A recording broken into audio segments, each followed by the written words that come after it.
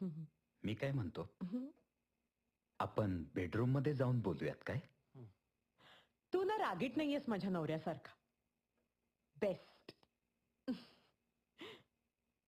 श्रद्धा, bedroom मध्ये जाऊन बोलूयात का? ए काय कसली घाई आहे तुला इतकी? बेडरूम मध्ये. तू इतका डेस्पो बघणार असेल ना तर मी चालली आहे. Get lost. Sorry sorry. म्हणजे मी तिथेही समजून घेईन ना तुला. समजून तू बस ना प्लीज.